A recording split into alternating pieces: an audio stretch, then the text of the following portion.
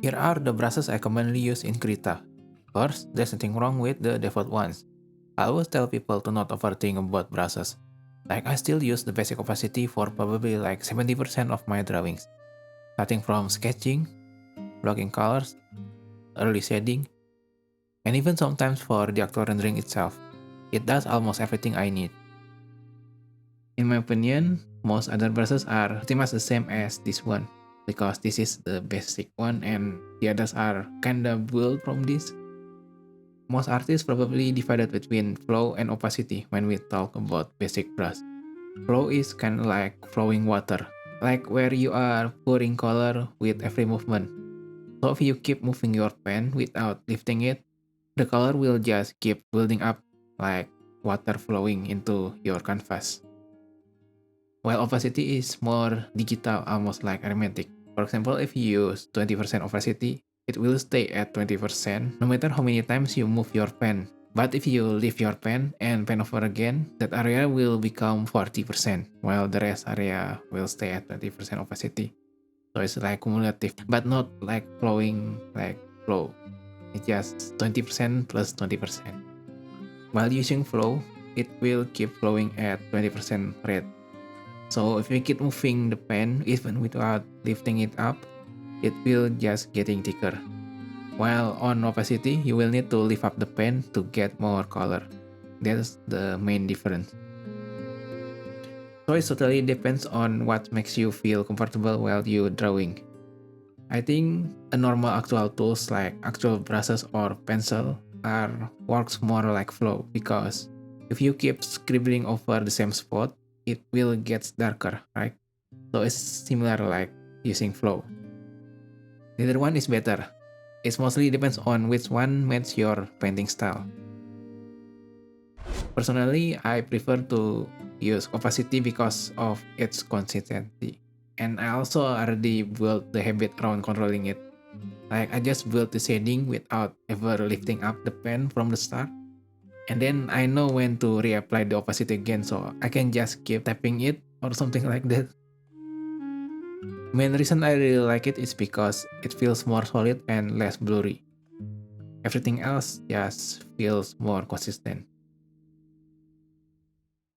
Sometimes I also add some basic shading while I'm sketching. I just use bigger brush and paint very lightly with it. It helps me visualize things because I'm more of visual person. I have hard time imagining the final result in my head. So I need to actually paint it before I know whether it will work or not. Then I also use this same brush while I'm at this early painting stage. Since my process starts with blocking in the color, it helps me get nice consistent shapes while I'm using this more solid basic brush shape. That's why I prefer this opacity instead of flow, because flow will just get blurry mostly.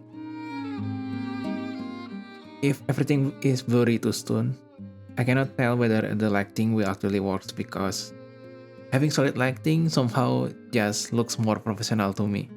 So I keep it really simple with this basic brush, just block in the shadows and leave some random marks here and there. This basic brush is only control the opacity from the pen pressure. So I use my keyboard shortcuts to constantly change the brush size, which is Z and X for me. I find it easier for me because most time I want to paint lightly but on large area, or paint boldly on small area. So I cannot control both opacity and brush size at the same time with the pen pressure. It just doesn't work for me. I prefer to blending manually by constantly sampling nearby colors instead of using soft brush or other blending brush. Like I said, I'm pretty much a visual person, so I always experimenting stuff directly. So I mostly just build the color gradually from the color blocking stage and try to see which color work by using this basic brush.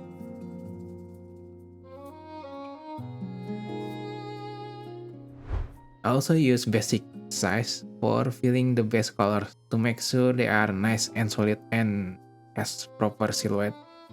This is especially noticeable when I'm blocking out the hair. I love making random flowy hair strain with it. So unlike basic opacity, this one give me cleaner solid shape, and so it's great for painting hair and blocking the silhouette. Having the size controlled by pressure also helps me making those hair strands.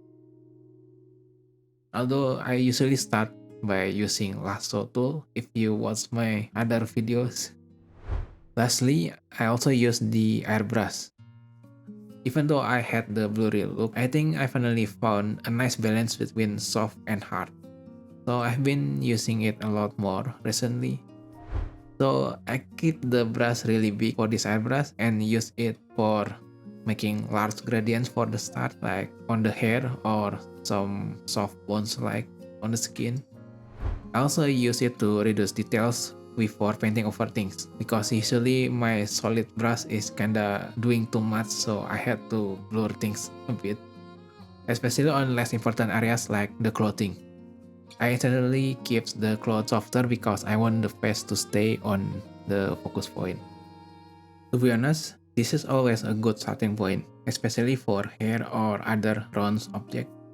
The secret is to keep some hard edges even inside the soft shading, so it's like having balance between soft and hard, because if everything's soft, it will just get blurry, but if everything hard, it just feels too rough, I guess.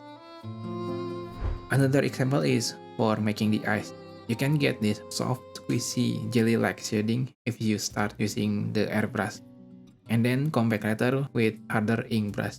So it will look soft, but having specific details on important parts, making it look detailed, while the rest are soft. So these are the main brushes I use, the basic ones. They work perfectly fine for me. But if you want something a little fancier, or maybe just something that gives you a little bit more confidence for drawing it, there are two brush packs I use all the time. One is from Deevad Brush pack, and the other is Ink Brush pack from RamonM. You can grab both of them from Krita forum. It's pretty easy to download. And to import them, you can just double click it or drag the brush pack into Krita, or there is import brush pack button. I don't remember. Even though they come with ton of brushes, I mostly only use one from each. First is this textured brush. I only use it after I finish the base rendering, usually while I'm using the hard light layer. That way I can add the texture without ruining base shading I have. I mostly use it lightly for things like blushes, adding a bit of those red around the skin, or maybe focusing on the skin part, or maybe some extra highlights. Other than that, I also use it when painting over everything using normal layer, usually on the last stage. Since my style is kinda like messy, dirty look, having a textured brush makes it feel like more intentional instead of looking like I was just too lazy to clean things up. I mainly use this textured brush for skin. I don't think it works well if I keep using the same brush for everything with the same textures.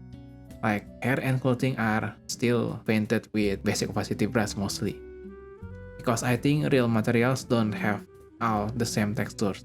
Like you need to be different to know which is has more skin-like or having smooth clothing or the hair. If I use this brush on everything, the whole painting will start feeling like the texture will not that have impact. I also think this brush blends a little bit better. For example, I like using it around the inner edge of the eyes and blend it properly with the white area of the eye. Another brush I use is this raw textured brush. I mostly use it near the end for adding texture to the hair, erasing parts to improve the silhouette, and making it more flowy and less stiff and more textured overall. It's actually really random. Sometimes I also use it for the face if I want a bit more visible roughness to it. And then moving on to the next brush pack, which is this ink brush pack. We have this raw dirty Gpen. I always use this one for making the eyes, starting with the eyelashes and but also for the shading of the eyes itself. I basically build everything with lots of random lines using this brush, something like shown here.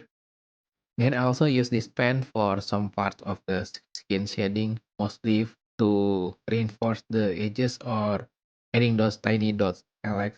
And finally, I use it a lot for the hair. I love making random hair strands with it. It gives the hair much more detailed feeling and feels more fluid and live overall. Just keep trying all kind of brushes and see which one you like. Everyone is different, but it would be better if you master the basic brushes first before using those advanced brush because it will be easier to use those brushes if you able to use the basic brush. It's just the fundamentals things, I guess.